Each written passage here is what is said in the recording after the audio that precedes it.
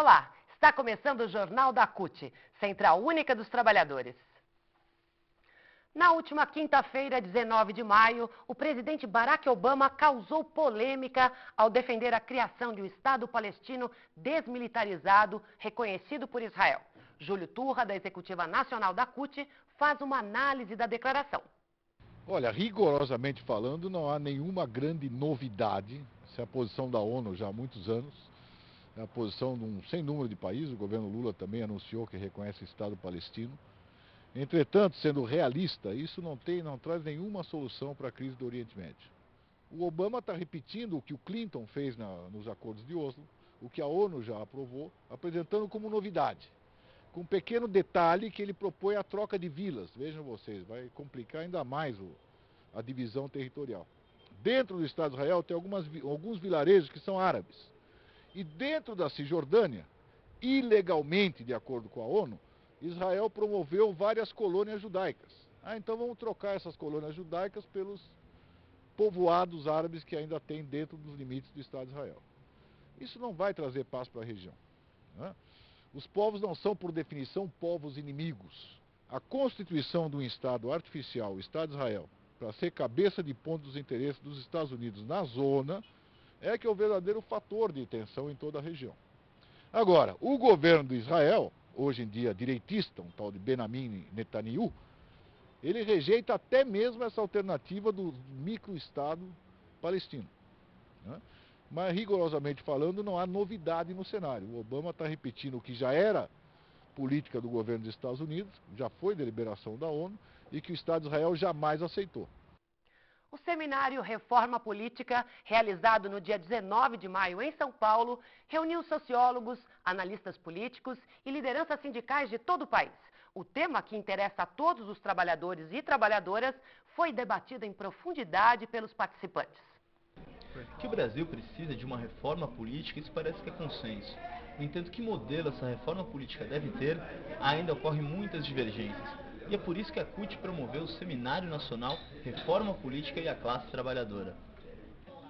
Eu procurei mostrar que o tema da reforma política abre as nossas mentes para muitas possibilidades de transformação no nosso sistema político e que nós temos que combinar a meta de lutar por um sistema político ideal, mas ao mesmo tempo buscar também aprovar as propostas possíveis e, por outro lado, lutando pelo ideal, as propostas possíveis, hoje definidas como sendo tais e tais propostas, lutando pelo ideal, nós podemos expandir. Eu acredito que nós precisamos alterar o nosso atual sistema proporcional de lista aberta, introduzindo um sistema proporcional de lista fechada, porque o sistema proporcional de lista aberta provoca um impacto nos partidos políticos, um impacto no sentido de enfraquecer os partidos políticos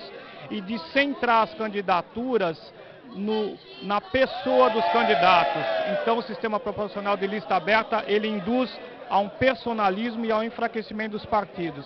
Eu acho que no debate da reforma política tem três questões importantes de ser levado em conta para a CUT, né? Uma diz respeito a uma nova regulamentação da democracia direta, dos instrumentos da democracia direta, que é o plebiscito, o referendo e a iniciativa popular.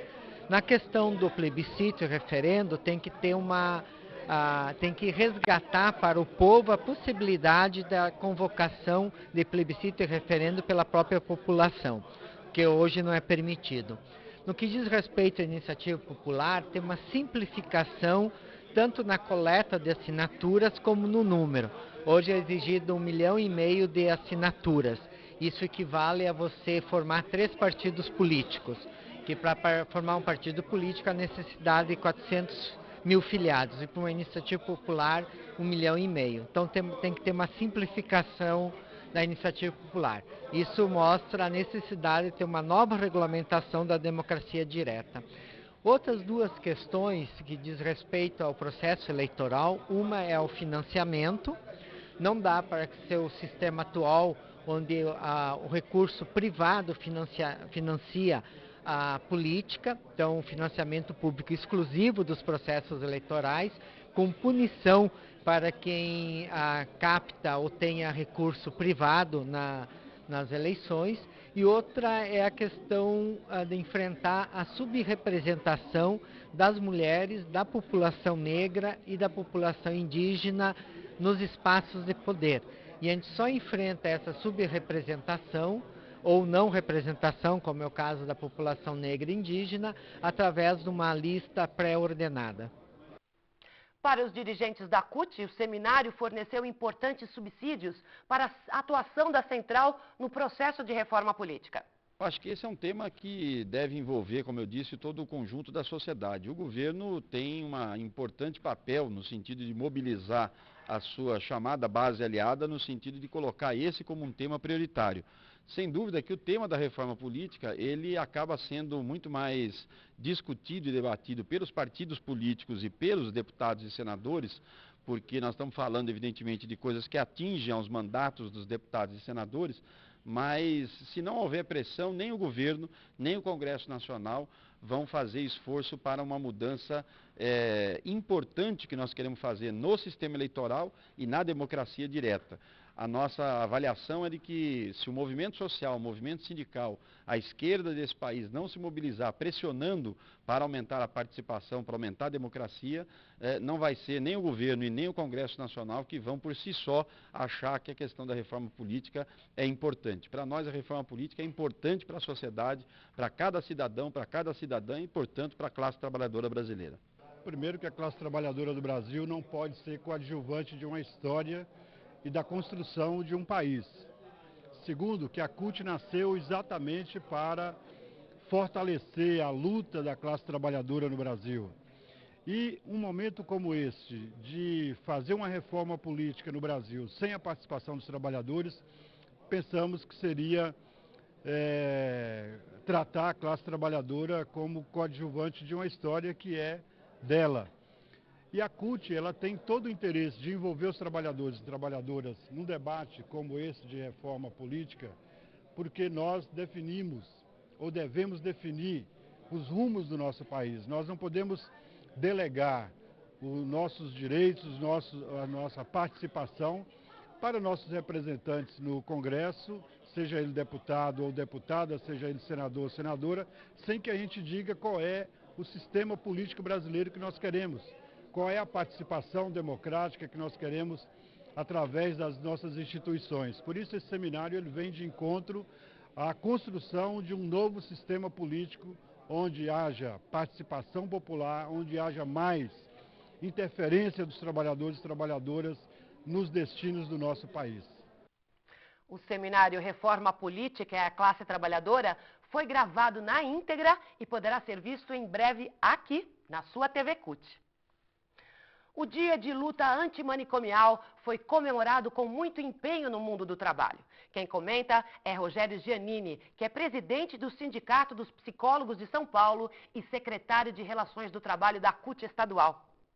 A Quinta-feira de Saúde Mental e Economia Solidária reuniu uma série de entidades, associações e CAPs, e ela compõe a Semana de Luta Antimanicomial. É isso aí, gente. Quinta-feira aqui, Saúde Mental e Economia Solidária.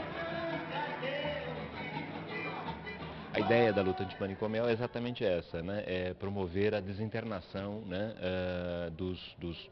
das pessoas com sofrimento mental grave e passar a tratá-lo num outro modelo que a gente chama de um modelo substitutivo, que vai desde o CAPS até outras ferramentas de atenção, como residências terapêuticas, como hospital-dia, enfim, uma série de ações que visam exatamente isso, desinternar o paciente, tirar dos manicômios, entendendo que o manicômio é, na verdade, um isolamento, uma prisão, como se fosse uma pena eterna ao portador de um sofrimento mental grave.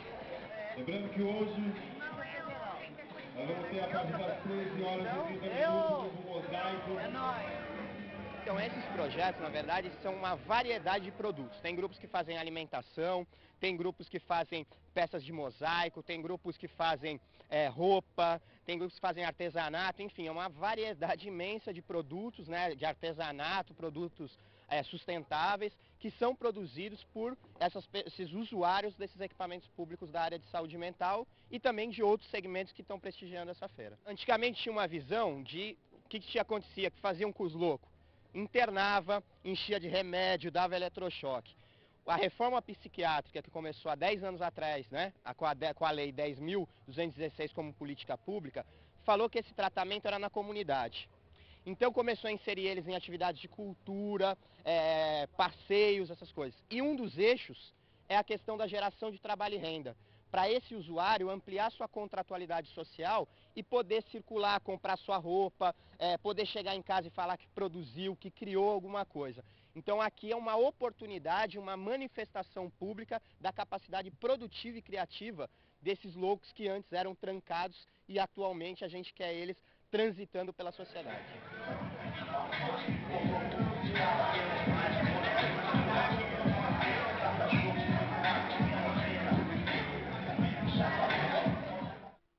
Nos dias 20 e 21 de maio, sexta e sábado, a CNTS-S organizou em São Paulo o Seminário Nacional sobre Saúde do Trabalhador em Seguridade Social. Nossa equipe foi conferir de perto. Esse seminário é para a gente iniciar o processo de discussão, né, e da formatação desse coletivo. A gente vai trazer algumas discussões sobre a conjuntura de saúde do trabalhador, como é que está, né, no setor da Seguridade Social. Vamos estar discutindo um pouco dessa ótica, né, que a gente faz a abordagem da saúde do trabalhador, não só levando em consideração a questão da atividade com que a pessoa está desenvolvendo e que está causando a saúde, mas tudo que envolve, né, esse processo produtivo, né, desde o processo de trabalho e de organização como fator de adoecimento hoje da categoria trabalhadora. Nós trabalhamos com o conceito de saúde do trabalhador porque é um conceito mais amplo, é um conceito que nós consideramos de qualidade de vida, de cidadania. Ou seja, não é pensar as condições de trabalho, a doença do trabalho, o acidente do trabalho, só no chão, no seu local de trabalho, que normalmente se diz o chão da fábrica, né? No nosso caso é o chão do hospital, enfim.